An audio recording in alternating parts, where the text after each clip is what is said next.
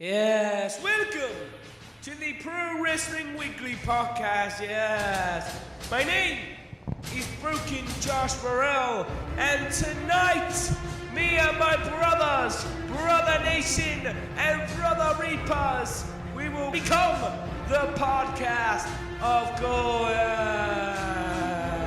Delete, delete, delete, delete, delete, delete, delete, delete, delete.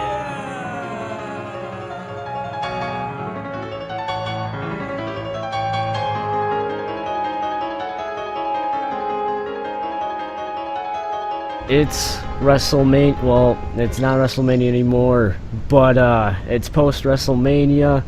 We're a few days removed, and we are here to give our thoughts on WrestleMania and the Raw and SmackDown after. But welcome, guys, to Pro Wrestling Weekly. I'm your host, Steve, also known as Steve the Reaper. Follow me on Twitter, which will be in the latest description down below. And let's get right into our thoughts of WrestleMania. So, a few things. One, sorry if you hear any background noise. My tagline. Second of all, where was I going with that? I had something on my mind. Oh, yeah, okay, so this is kind of selfish of me to do, but as you guys know, Pro Wrestling Weekly, if you're listening on iTunes, thank you, by the way. Pro Wrestling Weekly originated on YouTube, and yesterday was my 3rd anniversary on the platform, so pretty cool. Don't know what I'm going to do for that yet. May do like a Reapers Talks podcast. I have no idea. But now that that's out of the way, I have my co-hosts. First, Haydn Fox. The band is back together once again. Good to be back. Yes, sir. And we have a birthday man in the house. We have Josh, the real King Morale. Yeah, by the time this one comes out, it would have gone already, and by my time, it's already gone, almost a couple of minutes. But thank you. Yeah, I'm here. And we're all kind of tired, so if we're not energetic or anything, or if we're a little more brutally honest than usual, blame it on that. So, WrestleMania 33 is gone. For the most part, I think it was a pretty solid pay-per-view. One of my favorite WrestleManias, if I'm being honest. I would give it a thumbs up overall. I mean, how about you guys? What do you think? Me first. Yeah, go on. So I agree with Steve. Definitely a thumbs up pay-per-view. One of the best manias I've watched live. Well, the best mania I've watched live since WrestleMania 30. I watched them all, so definitely since then. One of the best manias I've seen so far as well. Obviously, we'll talk about the biggest moments when we get fully into it, but let me just say, we kind of all knew it was going to happen, but the return of a certain tag team was absolutely amazing. That blew it all out of the water, to be honest. But yeah, solid pay-per-view overall. And go ahead, Josh. I'd say it's a thumbs in the middle. It wasn't my cup of tea. The Hardy Boys team was good, but again, it was expected. I can't say it's the best one I've watched live because personally I've watched everyone live except 25 since from 21 to now, so I can't say that 21 was not better. That this was not better than 21, so thumbs in the middle for me. So fair enough. yeah. Fair enough. Oh, Hayden, you were gonna say something. Go ahead. No offense, Josh, but you're kind of older than us, so you've had more experience in the wrestling world. So just saying. Yeah.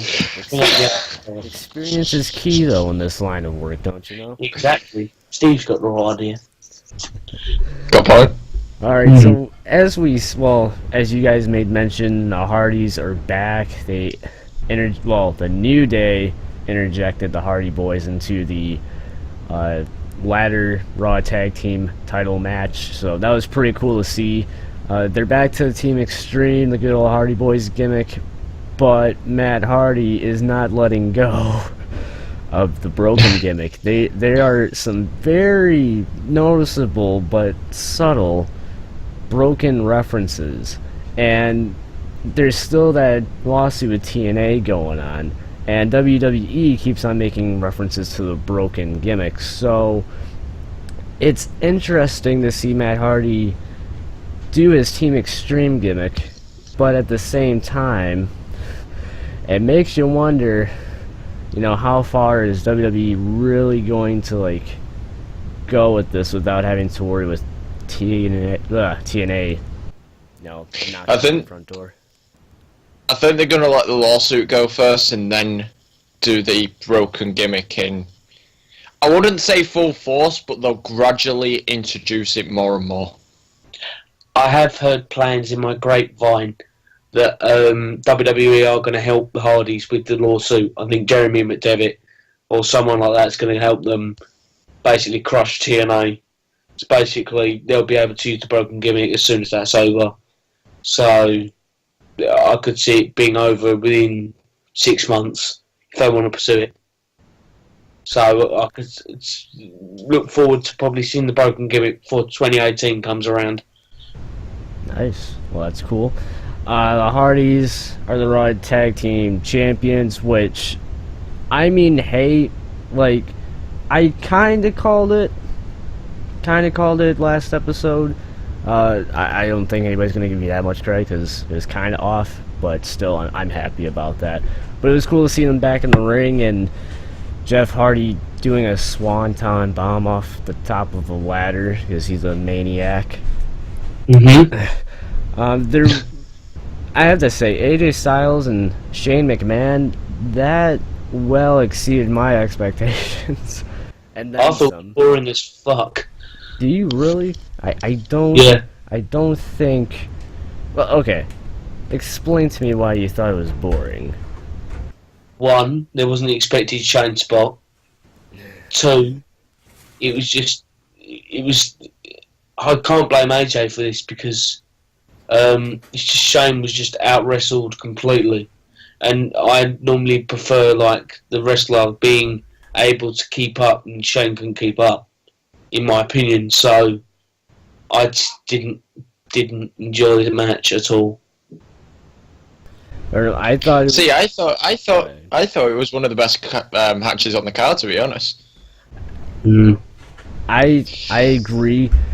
Honestly, none of the other matches on the main show were that exciting. I'm gonna be completely honest. The only thing that would equal that is the tag team match. Other than that, the women's matches, half the championship matches, Cena, Miz, and none of them were that exciting. The only one I found exciting was the ladder match. That was it. But everything else I pretty much was thumbs down on. So, basically, the Hardy saved the show. If you want to make that the title, that's it. Hardy stole the show. Fair enough. So, and the proposal thing, I don't know if you wanted to get into that, but that just got bullshit written all over it. Part of me... Go ahead. It was called by so many fans that we all knew it was going to happen at the end of the day. So it wasn't kind of like, oh yeah, this is happening. He proposed. It was more of, yeah, we knew. It's happening. It's basically just get the ESPNs and the NBCs and the whatever to report on it. That's all it is. And people were still booing him even after they proposed. Exactly. They're smart. Exactly, because they're smart. Honestly, I thought that he was going to turn heel. I wish he did. Yeah, he had me going. I was like, no, there's no way. Because, I don't know. It just felt like, if anything, if they were ever going to turn him heel, that was the semi-perfect chance to do it. Just, AA Nikki Bella. Well, they never turned John Cena heel, and that was clear to me in 07, so people wanting this, well, I still do, but it's never been in the cards. I think these reports saying that it was close to happening are bullshit, to be honest. What would you say is more of a chance, though? Reigns turning heel or Cena turning heel? There's more chance of Reigns. I will have to. I will have to agree with Reigns, being as Cena is gonna start working a pretty good part-time job or part-time schedule. My bad, that was poor wording on my part, but I'm tired, so whatever, screw it. But I do think a Reigns heel turn is probable at this point, and we'll get into that in just a second. I want a couple more of the matches. Though the Raw Women's Tag match, I was really disappointed. Didn't watch it.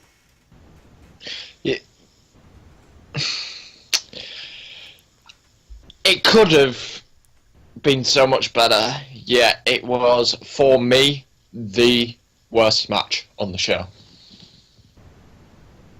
It did not live up to the expect. No, You're on about the women's, right? Yeah, the Raw Women's. Yeah, good. Yeah. Good. Sorry, I'm kind of out of it today. Yeah, it did not enjoy it. It was really, really bad. Yeah, I really expected more out of them, and I don't think time constraints was the answer or the issue. I think I don't know. They just seemed really out of sync, and they didn't. Compared to last year, the match was not good at all. Exactly. You got one good spot, and that was Charlotte's corkscrew moonsault. But other than that, like, Bayley won, which more or less was expected. Sasha didn't turn heel, which is whatever. But the match as a whole, I know that they can do better. And the fact that they didn't, I was disappointed. It just sounds like one of the worst matches of Mankind. I wouldn't say it that was. I mean, I think there's been worse, but compared to like this whole entire women's revolution thing, that was probably the worst match. Yeah. Which is sad to say, but Yeah. no, it is what it is. By the way, I just wanted to report some breaking news. By the way, ESPN could be dropping WWE coverage. Yeah, I'm just gonna interject this because it's relevant to what you just said, and we won't stay on this topic for too long. I just like to say this pertains to the ESPN thing. There's been stuff going around that more or less confirms that JBL likes to be a bully at times, and you know, it's led to Mauro Ranallo not being on SmackDown Live, taking WWE out of his Twitter account. Justin Roberts said something about it in his book, and JBL called flat out on Twitter, called Roberts an idiot, which really wasn't the smartest idea. So for me personally, like, I'm kind of glad that ESPN dropped this. Now, I think they should somebody should at least cover the story. Well, the ESPN stuff wasn't related to this. It was kind of related to Jonathan Coachman being bullied by fans and then being bullied by Dave Meltzer.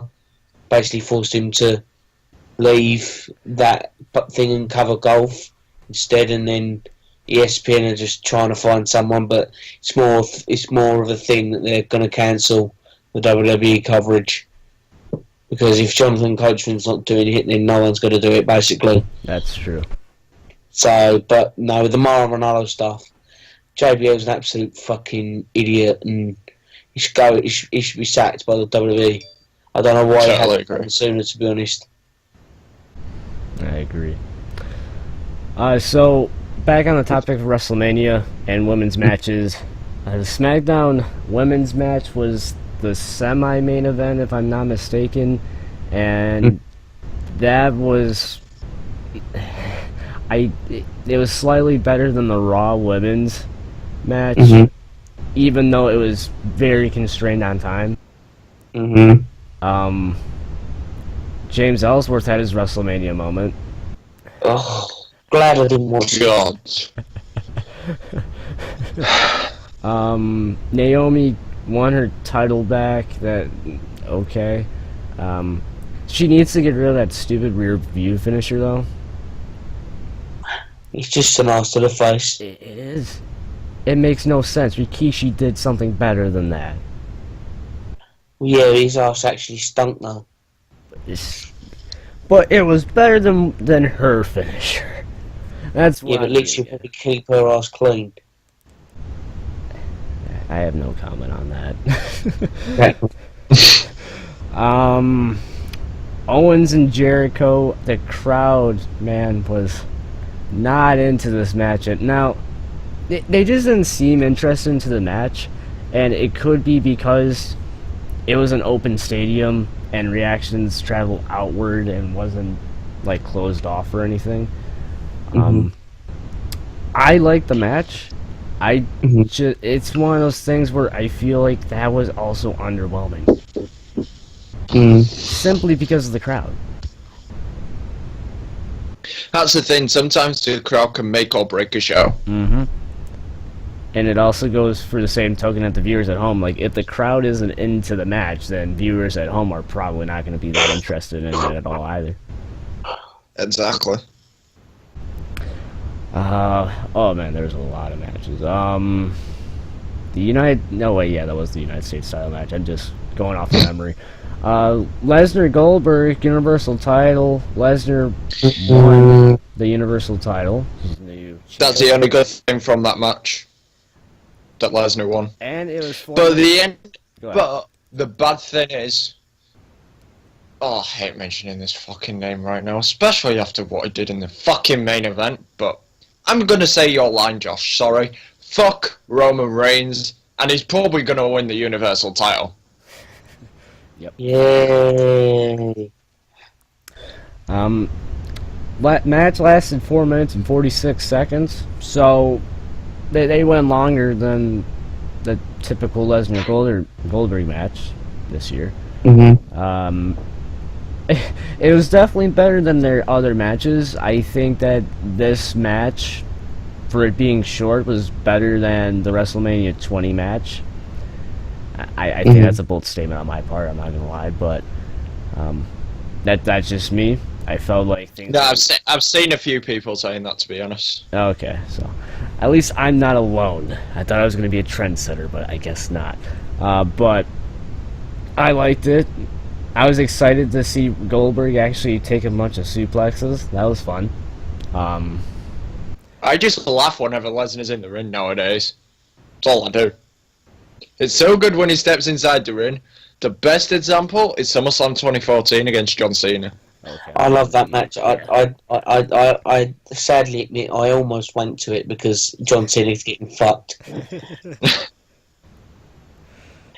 I liked that match. That match was great. 2014 SummerSlam. Lesnar Cena. Exactly, because Cena got pummeled. Yeah. And like, I was a massive Cena hater back in 2014. Despised the guy entirely. Try 2008. Try 2008. Oh god, do I even wanna watch a match back in 2008, or is that like just how much you hated him back then? Just mega Cena hate from me. Mega. So I bet you were happy. Wait, 2008, that was WrestleMania what? 24? 24. Okay, so were you pretty heated when Cena returned at the Rumble? Yes. Honestly, I liked that Royal Rumble match. That was the first Royal Rumble match I actually watched, so it kind of holds a dear place to my heart. But John Cena, man, why are you so polarizing? I think we all know the reason why, but just why. Wyatt and Orton WWE Championship match. Orton won. That match was weird. I loved it. I loved the things in the ring though, like the LED things that popped inside the ring. Yeah. I will admit that was freaking awesome. I'm disappointed that Wyatt didn't get his WrestleMania moment again. Exactly. This is his. Well, he's been around since WrestleMania 30, and he's lost every single WrestleMania match that he's had. And he should have kicked out of an RKO at least. He didn't, did he? I don't even think that happened. No, I don't think he did. So. Oh man, and it's like all. I hate to say it like this, but it's like older guys. He's lost to Cena. He's lost to Taker. He could have lost to The Rock. That could have been him instead of Eric Rowan. And then he lost to Randy Orton. Like, I don't understand. Like, when are they actually going to fully pull the trigger on Bray Wyatt? Never. And he's proven that he can do it by being WWE champion since the Elimination Chamber. And he's proved how over he is with the fans. And he's proved how much the fans are invested into him. Like, the entrance every single time Bray Wyatt makes it gets me. You just see 15, 20,000 people inside an arena with the phones out, with the torches on. And that proves how much people are invested into him. Yeah, so. I don't understand, but Rollins and Triple H, that was... I don't know. I feel like... Yeah, I feel like that match could have been so much more than it was, but it wasn't. Well, let's just say the Stephanie McMahon bump happened again. Yeah. with another Shield member. Well, actually. Exactly. Dean Ambrose next year. I swear to God, like, if that happens. We're calling it right here. Dean Ambrose is going to be in a match with Triple H, and he's going to do... well, I can't say that because that was going to sound really bad. He's going to imply his finisher or something to Stephanie McMahon. She's going to take another bump at WrestleMania, have her WrestleMania moment, and then all three members of the Shield would have done something to Stephanie McMahon. I'll tell you what would work really well. The rebound lariat he does off the ropes. Triple H ducks it, bang, hits Stephanie. Okay. Or put his dirty deed. See, you see, Josh, I was going to say that, but I didn't simply because of that. Because of that connotation that it has, but thank you. Could be possible, anything can happen.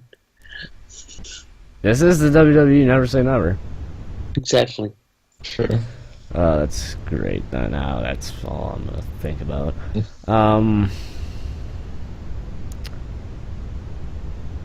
Do we even want to cover the? Oh, yeah. Let's cover this.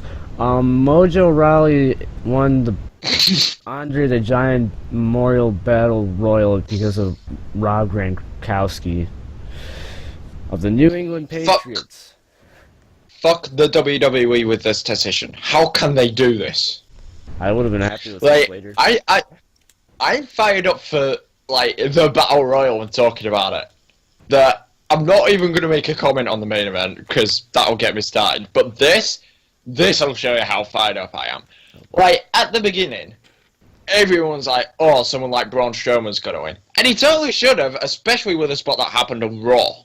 That'd have made it so much better if Braun won. But he got eliminated early. Rob ground thingy-majiggy comes jumping over the frickin' barricade, helping Mojo Rawley, of all people, to win the Battle Royal. Like Steve said, I would have rather seen Heath Slater win. And trust me, Heath Slater winning would have got a huge reaction. Let's put it that way. But, yeah, I don't get it. Mojo Rawley, of all people, and now, in the news sites and stuff, he's getting a massive push. Someone kill me. No one wants to see Mojo Rawley getting a massive push. It depends on what they mean by massive, though. Title, I'm guessing mid-card title. Well, let's keep in mind with the Superstar shakeup that's going to be happening next week. He could go to Raw. He could get the United States title. Which no, he needs SmackDown. because we'll end him. Okay, fair enough. But I don't see him as Intercontinental Champion material.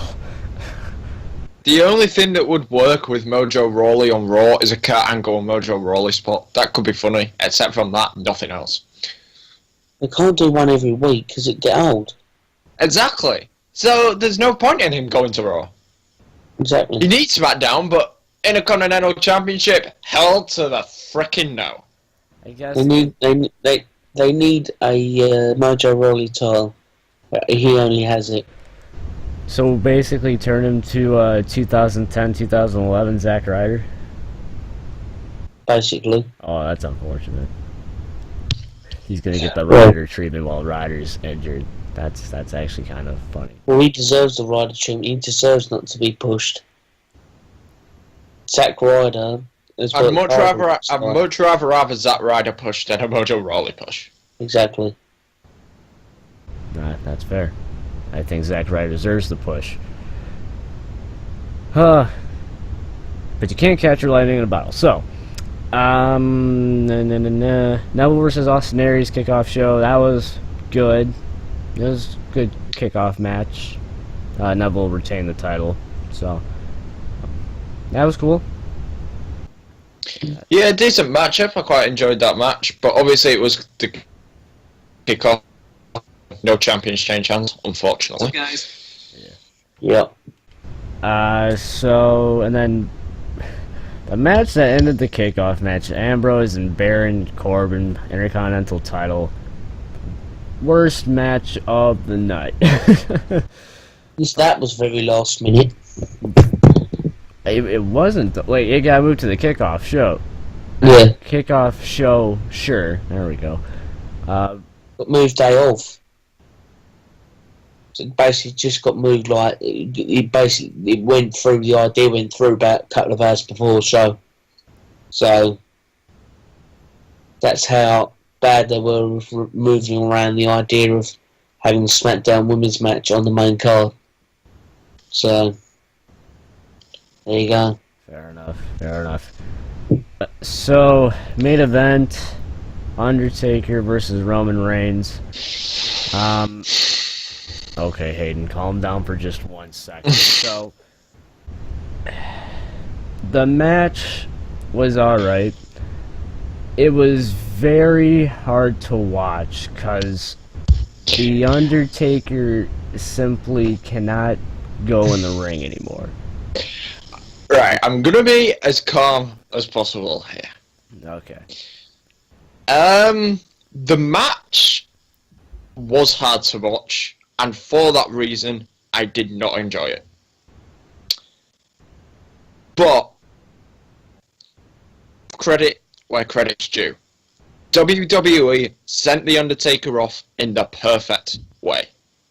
The hat, the jacket, and the gloves in the middle of the ring, Taker making his way backstage, and then the Fate of Black at the end that added even more onto it.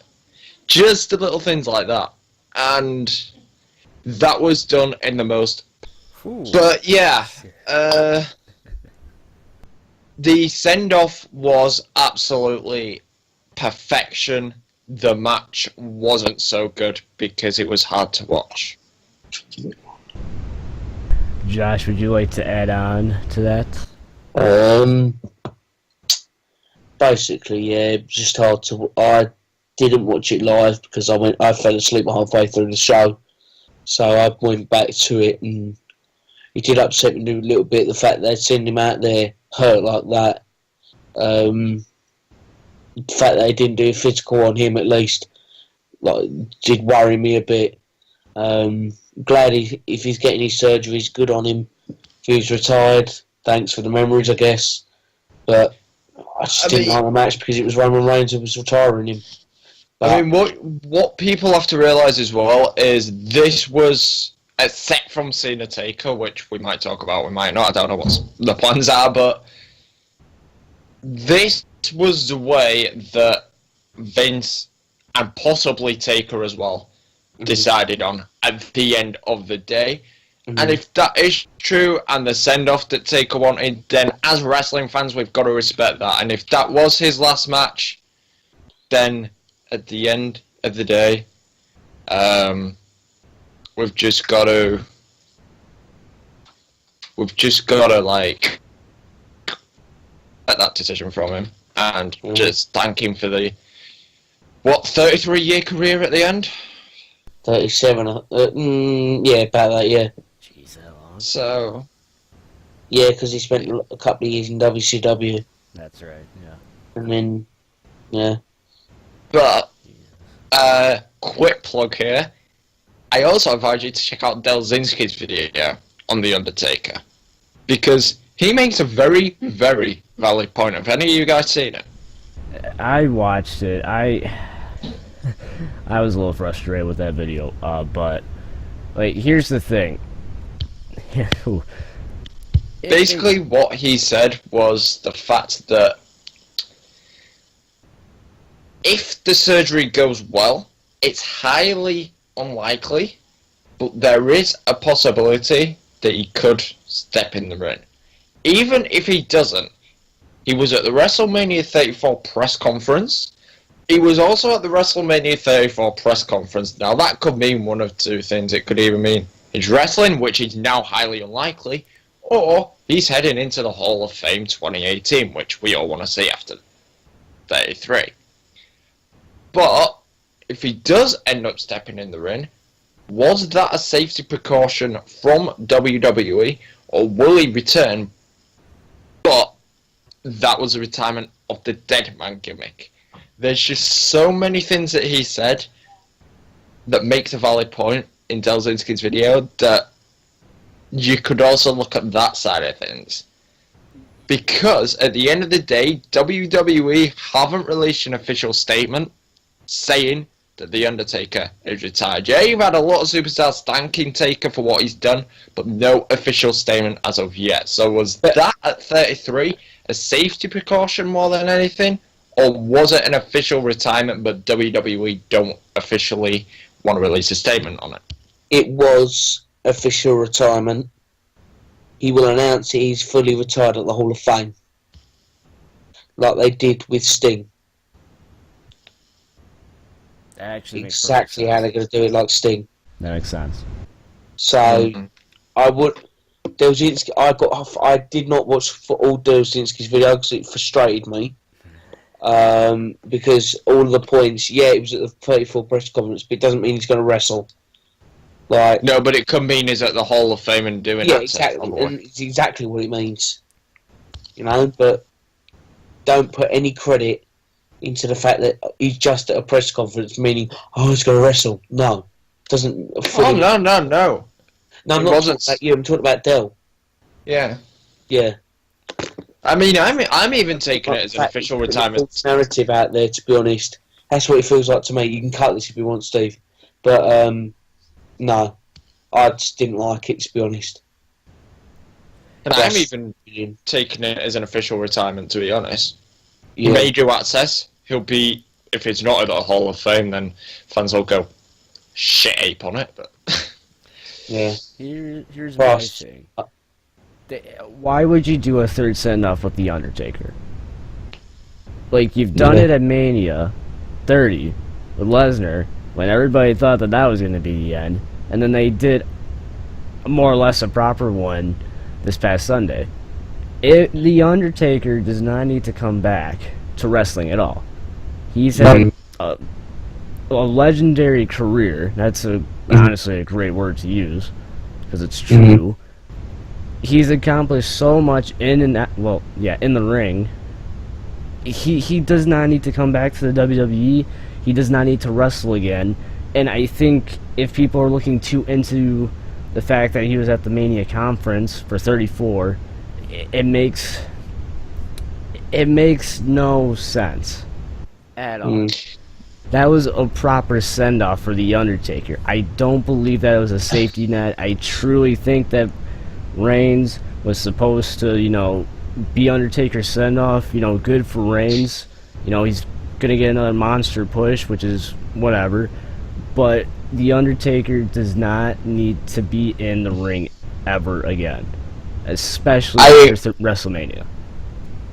I totally and utterly agree. But whether we like it or we don't, at the end of the day, Reigns was a guy to retire him, and he'll be the future of the WWE for a long time to come, whether we like it or we don't. And we've just got to face up to that. And that is why Vince chose Reigns. Apparently it's to do with like the long term instead of the short term, since like Cena's a part-timer, for example. And Reigns, again, whether we like it or we don't, is a future of the company. He is the next John Cena. Now, before we end here, I'm going to state an opinion that's probably controversial and it's probably going to upset a lot of people. I think Taker should have retired a long time ago. I think he should have retired at 30 or possibly even 29. Because at the end of the day, whenever I watch a Taker match nowadays, even WrestleMania 30, it all started at 27, 28.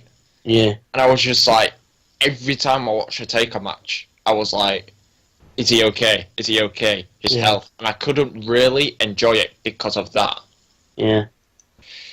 It's just, I didn't see a point. Him losing the streak is him losing basically his entire career, pissing it down the Swanee, to be honest. But, you know, yeah. Obviously we can't change the world now, but he should have been gone ages ago. But obviously money follows when money follows. I'm glad that you're not the only one that thought that he should have stopped at like WrestleMania 28 or 29 or 30. So I'm glad that I'm not the only one that thinks that, and like I'm not the only one that's a little crazy. But I feel the same way. But at the end of the day, would you rather him retire with the streak intact, or would you like him to break the streak? Say Lesnar did it at 30 and then go. I could have understood if it stopped with Lesnar. I would have been completely content with that. But I feel like he should have retired with the streak, because you cannot copy something like that ever. Watch what you say there, because Reigns will probably copy it now. If he can go that long.